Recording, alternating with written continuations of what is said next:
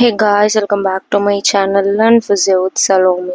நம்ம இன்னைக்கு என்ன வீடியோ பார்க்க போகிறோம் அப்படின்னா, static and dynamic stability of glenohumeral joint. ஓகேவா? ஷோல்டர் காம்ப்ளெக்ஸ் பற்றி ஃபுல்லாக பயோமெக்கானிக்ஸ் எல்லாமே நம்ம சேனலில் நான் அப்லோட் பண்ணியிருக்கேன். அண்ட் அதோட கண்டினியூஷாக நமக்கு ஸ்டாட்டிக் அண்ட் டைனமிக் ஸ்டெபிலிட்டி அப்படிங்கிறது ஒரு இம்பார்ட்டண்டான கான்செப்ட். இது என்னென்ன இருக்குது அப்படிங்கிறத இந்த வீடியோவில் நம்ம பார்க்கலாம்.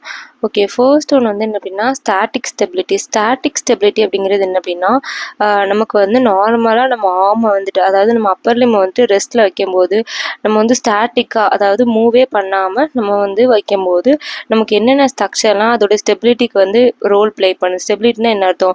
நார்மலாக நமக்கு க்ளீனோஹியூமரல் ஜாயிண்ட் நம்ம எடுத்துக்கிட்டோம் அப்படின்னா, இப்போது க்ளீனோஹியூமரல் ஜாயிண்ட் இருக்கு இல்லையா? இப்போ க்ளீனோஹியூமரல் ஜாயிண்ட் நார்மலாக நம்ம எடுத்துக்கிட்டோம் அப்படின்னா, இப்போ வி ஹேவ் க்ளீனாய்ட் கேவிட்டி இந்த மாதிரி இருக்கும். அண்ட் ஸ்கேப்புலா வருது. அதே மாதிரி வி ஹேவ் ஹியூமரலோட ஹெட் இந்த மாதிரி இருக்கும். ஓகேவா? அதாவது இந்த கேவிட்டியை கம்பேர் பண்ணும்போது இந்த ஹியூமரலோட ஹெட் ரொம்ப பெருசாக இருக்கும். ரொம்ப பெருசாக இருக்கப்போ என்ன ஆகும்? நம்மளோட ஜாயிண்டோட ஸ்ட்ரக்சர் கான்கரன்ஸ் ஒழுங்காக இருக்காது. ஓகேவா? இந்த மாதிரி இதோட கான்கரன்ஸை ஒழுங்காக இல்லாதனால ஒரு சில ஸ்ட்ரக்சர்ஸ் சேர்ந்து இதோட ஸ்டெபிலிட்டி மெயின்டைன் பண்ணும். அப்போது ஸ்டாட்டிக்னா நம்ம நார்மலாக மூவ்மெண்ட் பண்ணாதப்போ மெயின்டைன் பண்ணுறது ஸ்டாட்டிக். இதே டைனமிக் அப்படிங்கிறது நம்ம ஆர்மை மூவ் பண்ணுறது, லைக் அப்டக்ஷன் பண்ணுறது, ஃப்ளெக்ஷன் பண்ணுறது, இந்த மாதிரி ஒவ்வொரு மூவ்மெண்ட் பண்ணும்போது நமக்கு இந்த க்ளீனோஹியூமரலோட ஸ்டெபிலிட்டி எப்படி மெயின்டைன் ஆகுது அப்படிங்கிறது டைனமிக் ஸ்டெபிலிட்டி. ஓகேவா? இது ரெண்டுமே நம்ம தனித்தனியாக ஒரு வீடியோவில் பார்க்கலாம். இந்த வீடியோவில் நமக்கு static stability of glenohumeral joint பார்க்கலாம். ஓகேவா? ஸ்டாட்டிக் ஸ்டெபிலிட்டியை பற்றி இன்டீட்டெயிலாக நம்ம பேசிட்டோம். இப்போ வீடியோக்குள்ளே போகலாம். ஃபஸ்ட்டு ஒன்று ஏன் க்ளீனோஹியூமரல் ஜாயிண்ட்டுக்கு ஒரு ஸ்டெபிலிட்டி தேவைப்படுது அப்படின்னா, டியூ டு அன் இன்கான்குரன்ஸ் அப்படிங்கிறது என்ன அப்படின்னா, நம்ம நார்மலாக நம்ம ஜாயிண்ட்ஸில் இருக்கிற ஸ்டெபிலிட்டி, அதாவது ஜாயிண்ட்டில் நார்மலாக ஒரு ஜாயிண்ட் அப்படின்னா அது ஒரு கான்குரன்ஸியாக இருக்கணும். இப்போ நம்ம ஹிப் ஜாயிண்ட் எடுத்துக்கிறோம். ஓகேவா?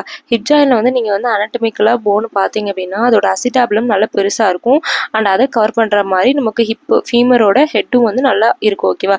அப்போ இது ரெண்டுமே கான்கரன்ஸாக இருக்கு. இதே எல்போ ஜாயின் எடுத்துக்கிறோம். எல்போ ஜாயின் நமக்கு அப்படிதான். எல்போ ஜாயின் நமக்கு ஹியூமரஸோட லோவர் எண்ட் இருக்கு. அண்ட் இங்கே பின்னாடி நமக்கு ஒலிகிரான் ஃபோர்ஸா இருக்கு. இந்த ஒலிகிரான் ஃபோர்ஸில் நமக்கு ஒலிகிரான் ப்ராசஸ் மூலமாக நமக்கு அல்னா கனெக்ட் ஆயிருக்கு. இதுவுமே கான்கரண்டான ஜாயின். இதே நம்ம ஷோல்டர் ஜாயின் எடுத்துக்கிட்டோம் அப்படின்னா, க்ளீனாய்ட் கேவிட்டி ரொம்ப குட்டியாக இருக்குது, ரொம்ப ஷாலோவாக குட்டியாக இருக்குது, பல்லும் அவ்வளோ இருக்காது. இதே ஹெட்டை பார்த்தோம் அப்படின்னா ரொம்ப பெருசாக இருக்கும். அப்போ என்ன அர்த்தம்? இந்த ஜாயிண்டோட ஸ்டெபிலிட்டி ஒழுங்காக ஸ்ட்ரக்சர் வைஸாக அதோட ஒழுங்காகவே இல்லை. ஓகேவா? அதான் இன்கான்கரன்சி. இந்த மாதிரி அது ஸ்ட்ரக்சர் வைஸ் அது இன்கான்கரண்டாக இருக்கனால அதுக்கு ஸ்டெபிலிட்டி தேவை. ஓகேவா? அண்ட் அதுக்கடுத்து bony geometry alone cannot main joint stability. இப்போ ஒரு ஜாயிண்டோட ஸ்டெபிலிட்டி மெயின்டைன் பண்ணுறதுக்கு போன்ஸ் மட்டுமே மெயின்டைன் பண்ண முடியாது. இப்போ போனோட ஸ்ட்ரக்சர்ஸ் நல்லா டெப்த்தாக இருக்கா, ஷாலோவாக இருக்கா அப்படின்னு போன் மட்டுமே மெயின்டைன் பண்ண முடியாது. ஸோ ஹியூமரஸோட ஹெட் நார்மலாக இந்த பாயிண்ட் ரொம்ப முக்கியம். அதாவது ஹியூமரல்ஸோட ஹெட் இப்படி இருக்கு. ஓகேவா? நம்ம நார்மலாக ஹியூமரஸோட ஹெட் இந்த மாதிரி இருக்குது, ஹியூமரஸ் போன் இந்த மாதிரி இருக்குது. And we have glenoid cavity இந்த மாதிரி ஃபேஸ் ஆயிருக்கு. எப்பயுமே நம்ம பயோமெக்கானிக்ஸ் பொறுத்த வரைக்கும் என்னென்ன ஃபோர்ஸ் ஆக்ட் ஆகுது அப்படின்னு படிப்போம். அண்ட் இதில் எப்பயுமே நமக்கு டவுன்வேர்டாக ஆக்ட் ஆகிற ஃபோர்ஸ் என்னது? டவுன்வேர்டாக ஆக்ட் ஆகிற ஃபோர்ஸ் தான் கிராவிட்டி. ஓகேவா? எப்பயுமே நம்ம பாடியில் எல்லா லிம்ஸும் எல்லா மசில்ஸையும், அதுக்கடுத்து நம்ம பாடி எந்த போர்ஷன் மெயின்டைன் பண்ணாலும் டவுன்வேர்டாக ஒரு இழுக்கிற ஃபோர்ஸ் கிராவிட்டி. ஓகேவா?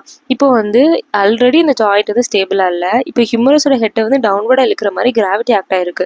அப்போ என்ன அர்த்தம்? நம்ம இன்ஃபீரியராக இந்த க்ளீனா ஹெட் மூவ் ஆகிறதுக்கு ரொம்ப சான்சஸ் அதிகமாக இருக்குது.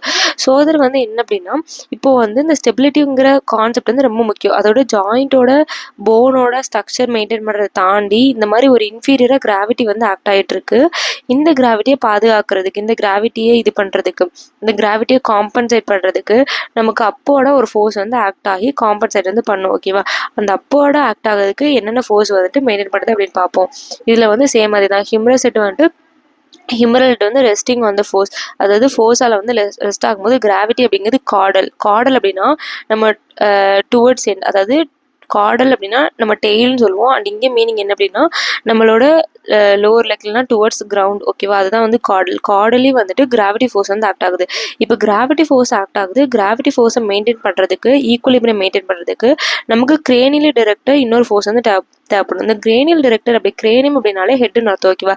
அப்போது அப்போட நம்ம ஹெட்டை மூவ் பண்ணுறதுக்கு, ஹெட்டை நோக்கி மூவ் பண்ணுறதுக்கு நமக்கு ஒரு ஃபோர்ஸ் தேவைப்படும். இப்போ நம்ம டயக்ராமில் பார்த்தோம் அப்படின்னா, அதாவது இப்போ நம்ம பாடி இப்படி இருக்கு. ஓகேவா? நமக்கு ரெண்டு அப்பர் லிம் இருக்குது. அப்புறம் இங்கே ட்ரங்க் இருக்கு. அண்ட் இங்கே இருக்கு.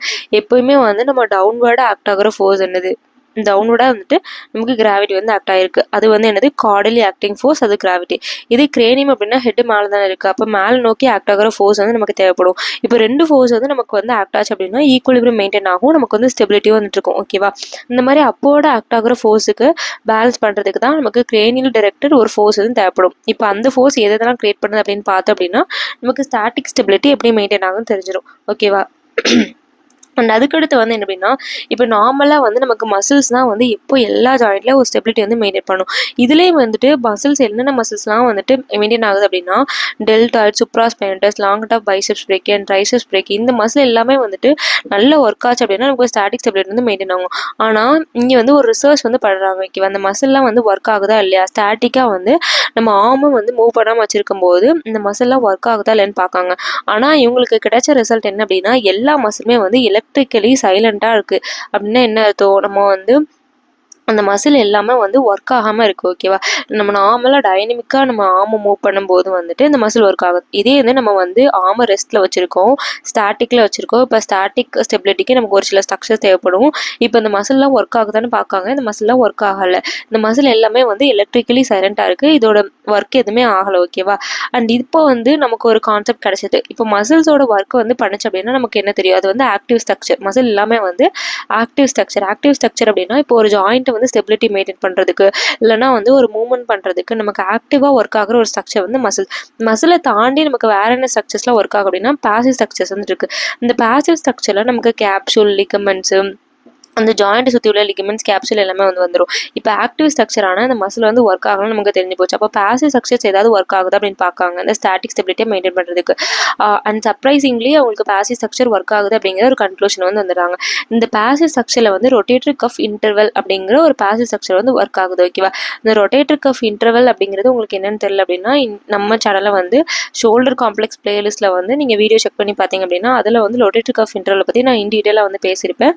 நீங்கள் வந்து அதை கூட பார்க்கலாம். அண்ட் இன் ஷார்ட்டாக வந்து என்ன சொல்கிறேன் அப்படின்னா ரொட்டேட்டரி கஃப் இன்டர்வல் அப்படின்னா சுப்பீரியர் கேப்சூல், அதாவது கேப்சூலில் வந்து நமக்கு சுப்பீரியர் கேப்சூல், இன்ஃபீரியர் கேப்சூல் ரெண்டு உண்டு. அதில் superior capsule, superior glenohumeral ligament, coracohumeral ligament, இந்த மூணுமே சேர்ந்து தான் வந்துட்டு ரொட்டேட்டரி கஃப் இன்டர்வல். ஓகேவா? இந்த ரொட்டேட்டரி கஃப் இன்டர்வல் தான் வந்து இந்த ஸ்டாட்டிக் ஸ்டெபிலிட்டி மெயின்டைன் பண்ணுறதுக்கு ஒரு முக்கியமான காரணம்.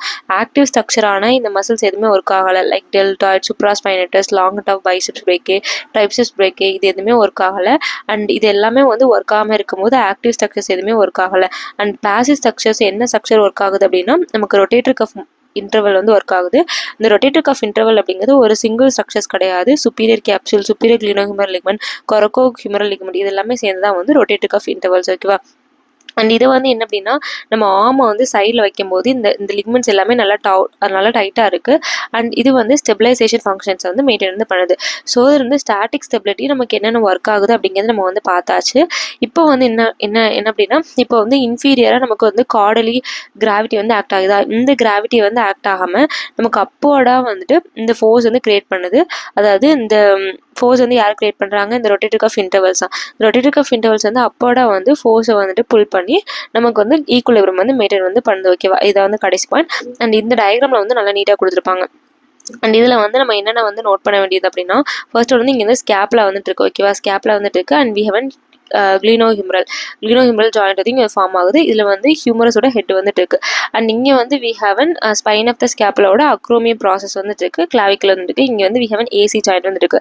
இப்போ இந்த ஜாயிண்ட்டுக்குள்ள நம்ம வந்து போவேன்னா இப்போ வந்து நம்ம வந்து கிளினோஹியூமரல் ஜாயிண்ட்டை மட்டும் ஃபோக்கஸ் பண்ணலாம். இப்போ வந்து நமக்கு டவுன்வர்டாக நமக்கு என்ன ஃபோர்ஸ் வந்து ஆக்ட் ஆகுதுன்னு படித்தோம், கிராவிட்டி வந்து ஆக்ட் ஆகுதுன்னு படித்தோம். அண்ட் கிராவிட்டி வந்து டவுன்வர்ட் ஃபுல்லாக வந்து ஆக்ட் ஆகிட்டு இருக்கு. அண்ட் இதை வந்து பேலன்ஸ் பண்ணுறதுக்காக நமக்கு இன்னொருத்தவங்க வந்து வராங்க. அதாவது நமக்கு வந்து யார் வராங்க அப்படின்னா force of rotatory cuff intervals. ஓகேவா?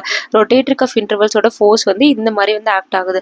அதாவது பயோமெக்கானிக்ஸில் நீங்கள் ஃபஸ்ட்டு சாப்டரில் வந்து ஃபோர்ஸ் வெக்டார் அப்படிங்கிற ஒரு கான்செப்ட் வந்து படிச்சிருப்பீங்க.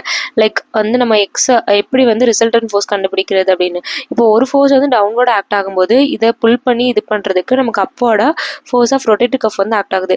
இப்போ இதுக்கு வந்து நமக்கு ரிசல்டன்ட் கண்டுபிடிக்கணும். இந்த ரெண்டு ஃபோர்ஸுக்கும் நமக்கு ரிசல்ட்டை வந்து கண்டுபிடிக்கணும் அப்படின்னா இந்த ரெண்டு ஃபோர்ஸுக்கும் இதுக்கு நேராக ஒரு லைனும் அண்ட் இதுக்கு நேராக ஒரு லைனும் ட்ரா பண்ணணும் அண்ட் இங்கேருந்து ஒரு லைன் வந்து ட்ரா பண்ணோம் அப்படின்னா இதான் வந்து ரிசல்டன்ட் புல். ஓகேவா, எல்லாத்துக்குமே வந்து ஒரு அப்வர்ட் ஃபோர்ஸ் இருந்தால் ஒரு டவுன்வர்ட் ஃபோர்ஸ் இருக்கும் அண்ட் அதுக்கு ரிசல்டன்ட் புல் வந்து கண்டுபிடிக்கணும். இதுதான் வந்து இந்த ஃபோர்ஸோட எப்படி வந்து இந்த ஃபோர்ஸ் வந்து ஆக்ட் ஆகுது, எப்படி வந்து ஸ்டெபிலிட்டி வந்து மெயின்டைன் பண்ணுது அப்படிங்கிறத பற்றி இந்த டயக்ராம் வந்து இன்டீரியலாக வந்து கொடுத்துருப்பாங்க. அண்ட் இதே டயக்ராம் வந்து சிந்தியா நார்க்கின்ல வந்து கொடுத்துருப்பாங்க. நீங்கள் வந்து இன்கேஸ் புக் வச்சுருந்தீங்க அப்படின்னா நீங்கள் வந்து செக் பண்ணி பாருங்கள். ஓகேவா, இதுதான் வந்துட்டு அந்த ஸ்டெபிலைசேஷன். இன்னொன்று வந்து என்ன அப்படின்னா, ஃபஸ்ட்டு வந்து ஸ்டாட்டிக் ஸ்டெபிலிட்டியாக நமக்கு ரொட்டேட்டர் கஃப் இன்டர்வல் வந்து மெயின்டைன் ஆகுது. அண்ட் அதை தவிர வந்து நமக்கு இன்னொன்று இருக்குது. இன்னொன்று வந்து என்ன அப்படின்னா கேப்சூலுமே வந்து நமக்கு இது வந்து மெயின்டைன் பண்ணுது. எப்படி அப்படின்னா, இப்போ எல்லா ஜாயின்ஸுமே எல்லா சைனபிள் ஜாயின்ட்டும் வந்து எடுத்துக்கிட்டோம் அப்படின்னா, இப்படி வந்து ஜாயிண்ட் இருக்குது அப்படின்னா இதை சுற்றி வந்து நமக்கு ஃபைப்ரஸ் கேப்சூல் வந்து ஃபார்ம் ஆயிருக்கும். ஓகேவா, இந்த ஃபைப்ரஸ் கேப்சூல் வந்து ஒரு ஏர் டைட் கேப்சூல், அதாவது இதுக்குள்ளே வந்து கொஞ்சமாக ஏர் இருக்கும் அண்ட் ஏர் சேர்ந்து தான் வந்துட்டு இந்த கேப்சூலுமே இருக்கும். இந்த மாதிரி ஒரு கேப்சூல் ஏருக்குள்ளே இருந்து ஒரு கேப்சூல் வந்து இருக்கனால இது வந்து ஒரு நெகட்டிவ் இன்ட்ரா ஆர்டிகுலர் ப்ரெஷர் வந்து கிரியேட் பண்ணுது. ஓகேவா, உள்ளே வந்து அதாவது ஜாயிண்ட்டுக்குள்ளே வந்து நெகட்டிவ் இன்ட்ரா ஆர்டிகுலர் ப்ரெஷர் வந்து கிரியேட் பண்ணுது. இந்த ப்ரெஷர் இருக்கனால இந்த ப்ரெஷர் வந்து என்ன பண்ணுது அப்படின்னா ஹியூமரஸோட ஹெட் வந்து இன்ஃபீரியராக மூவ் ஆகாமல் ரெசிஸ்ட் வந்து பண்ணுது. அதாவது ரெசிஸ்ட் பண்ணி அதோட ஜாயிண்ட்டை வந்து கான்கரன்ஸை மெயின்டைன் பண்ணுறதுக்கு ஸ்டெபிலைஸ் பண்ணி ஹெல்ப் பண்ணுது. இன்கேஸ் வந்து அந்த கேப்சூல் வந்து எங்கேயாவது டியர் ஆகி இல்லைனா வந்து அந்த கேப்சூல் வந்து எங்கேயா டேமேஜ் ஆச்சு அப்படின்னா நமக்கு என்ன ஆகும், இந்த ப்ரெஷர் வந்து மெயின்டைன் பண்ண முடியாது. ஸோ அது வந்து ஈஸியாக வந்து inferior dislocation of the humeral head வந்து காமனாக இருக்கும். எப்பப்பெல்லாம் இன்ட்ரா ஆர்டிகுலர் ப்ரெஷர் வந்து லாஸ் ஆகும் அப்படின்னா, ஃபஸ்ட்டு வந்து ஏதாவது கேப்சூலில் டேமேஜ் இருக்குது, இல்லைனா வந்து கிளீனாய்ட் லேப்ரம் அப்படிங்கிறது கிளீனாய்ட் கேவிட்டியில் நமக்கு வந்து சுற்றி கவர் ஆகிருக்கிற ஒரு ஸ்ட்ரக்சர் தான் வந்துட்டு கிளீனாய்ட் லேப்ரம். அந்த லேப்ரமில் ஏதாவது டேமேஜ் ஆகுது அப்படின்னா இந்த இன்ட்ரா ஆர்டிகுலர் ப்ரெஷர் வந்து கம்மியாகும். ஸோ அது வந்து இன்ஃபீரியர் ஹியூமரல் ஹெட் டிரான்ஸ்லேஷன், அதாவது ஹியூமரல் ஹெட்ஸோட இன்ஃபீரியர் டிரான்ஸ்லேஷன் வந்து காமனாக வந்துட்டு இருக்கும். ஓகேவா, அண்ட் அதை தவிர வந்து என்ன அப்படின்னா நமக்கு வந்து ஆக்டிவ் ஸ்ட்ரக்சர், பாசிவ் ஸ்ட்ரக்சர்ஸ் அது எல்லாமே வந்து பார்த்தோம். பாசிவ் ஸ்ட்ரக்சர் அதாவது ரொட்டேட்டர் கஃப் இன்டர்வல்ஸ் வந்து இன்கேஸ் வந்து நமக்கு ஒழுங்காக மெயின்டைன் பண்ண முடியல. இப்போ வந்து ரொட்டேட்டர் கஃப் இன்டர்வல்ஸால் ஒழுங்காக மெயின்டைன் பண்ண முடியாது. அதில் வந்து ஏதாவது டியர் இருக்குது, ஏதாவது ஒரு பிரச்சனை இருக்குது அப்படின்னா அந்த இடத்துல நமக்கு வந்து ஆக்டிவ் ஸ்ட்ரக்சர் வந்து ஜஸ்ட் அசிஸ்ட் மட்டும் பண்ணும். இது வந்து ரொம்ப முக்கியம். ஏன்னா ஃபர்ஸ்ட் வந்து நான் என்ன சொல்லியிருந்தேன், ஆக்டிவ் ஸ்ட்ரக்சர்ஸ் எதுவுமே வந்து ஒர்க் ஆகாது, எலக்ட்ரிக்கலி சைலண்டாக இருக்கும்னு சொல்லியிருந்தேன். ஆனால் இதில் வந்து என்ன அப்படின்னா ஆக்டிவ் ஸ்ட்ரக்சர் வந்து ஜஸ்ட் அசிஸ்ட் மட்டும் தான் பண்ணும். அதாவது அது கூட துணைக்கு மட்டும் தான் இருக்கும். இது ஃபுல்லாகவே வேலை வந்து பார்க்காது, ஜஸ்ட் அசிஸ்ட் மட்டும் தான் பண்ணும். அசிஸ்ட்டுக்கு வந்து யார் வராங்க அப்படின்னா சுப்ராஸ்பைனேட்டஸ் மசில். ஓகேவா, சுப்ராஸ்பைனேட்டஸ் மசில் வந்து ரெக்ரூட் வந்து பண்ணுறாங்க அண்ட் சுப்ராஸ்பைனஸ் மசில் மூலமாக எனக்கு ஸ்டாட்டிக் ஸ்டெபிலிட்டி வந்து மெயின்டைன் வந்து ஆகுது. ஸோ அதில் இப்போ வந்து உங்களுக்கு ஒரு கிளியரான ஐடியா கிடச்சிருக்கும். இப்போ நம்ம ஆம் வந்து ரெஸ்ட்டில் வைக்கும்போது நம்ம என்னென்ன ஸ்ட்ரக்சர்லாம் ஸ்டெபிலிட்டி மெயின்டைன் பண்ணுது. ஃபர்ஸ்ட் ஒன்று வந்து ஆக்டிவ் ஸ்ட்ரக்சர் ஒர்க் ஆகலை, பாசிவ் ஸ்ட்ரக்சர் வந்து ஒர்க் ஆகுது. பாசிவ் ஸ்ட்ரக்சரில் நமக்கு என்னது அப்படின்னா ரொட்டேட்டர் கஃப் இன்டர்வல்ஸ் வந்து ஒர்க் ஆகுது.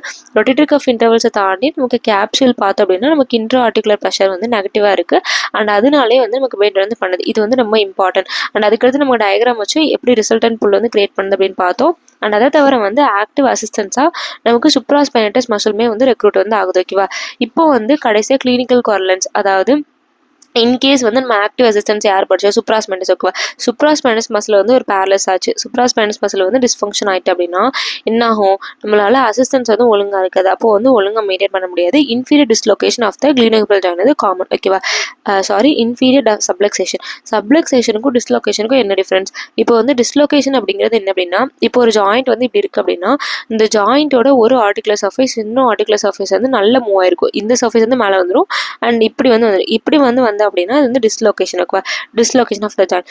இன்கேஸ் வந்து இதோட ஆர்டிகுலர் சர்ஃபேஸ் வந்து அவ்வளவா மூவ் ஆகாமல் கொஞ்சமாக மட்டும் மூவ் ஆயிருக்கும். ஆனால் இந்த சர்ஃபேஸ் வந்து காண்டாக்டில் தான் இருக்கும், ஏதோ கொஞ்சம் பார்ட் வந்து காண்டாக்டில் இருக்கும், கொஞ்சமாக மட்டும் தான் மூவ் ஆயிருக்கும். அதுதான் வந்து சப்ளக்சேஷன். ஓகேவா, ஸோ இது வந்து சுப்ராஸ்பைனேட்டஸ் மசில் வந்து நமக்கு பேரலைஸ் ஆகும்போது நமக்கு என்ன அப்படின்னா இன்ஃபீரியர் சப்ளக்சேஷன் ஆஃப் கிளினோஹியூமரல் ஜாயின்ட்ஸ் வந்து காமனாக வந்து வரும். அண்ட் அதை தவிர வந்துட்டு ரொட்டேட்டர் கஃப் இன்டர்வல்ஸ் வந்து ரொம்ப ஒரு மேஜர் ஃபங்க்ஷன் ப்ளே பண்ணு பார்த்தோம். அண்ட் அதோட ஃபங்க்ஷன் வந்து கம்மியாக இருக்கும்போது நமக்கு இன்ஃபீரியர் டிஸ்லொகேஷன் வந்து இன்ஃபீரியர் சப்ளக்சேஷன் வந்து காமனாக வரும். எப்பப்பெல்லாம் அந்த ரொட்டேட்டர் கஃப் ஃபங்க்ஷன்ஸ் வந்து கம்மியாகும் அப்படின்னா ஒன்று வந்து ஸ்ட்ரோக் ஹெமிப்ளீஜிக் அந்த மாதிரி கண்டிஷனில், அப்புறம் வந்து பிரெயின் இன்ஜுரி இந்த கண்டிஷனில் வந்துட்டு இது வந்து கம்மியாகும். ஓகேவா, ஓகே, இந்த வீடியோவில் நம்ம ஃபுல்லாகவே வந்து ஸ்டாட்டிக் ஸ்டெபிலிட்டியை பற்றி இன்டீட்டில் வந்து பார்த்தோம். அண்ட் அடுத்தடுத்த வீடியோவில் நமக்கு டைனமிக் ஸ்டெபிலிட்டி அண்ட் அதுக்கடுத்து என்னென்ன இன்டிகிரேட்டட் ஃபங்க்ஷன்ஸ் இருக்குன்னு வந்து பார்ப்போம். Thank you. C you all next video. Bye.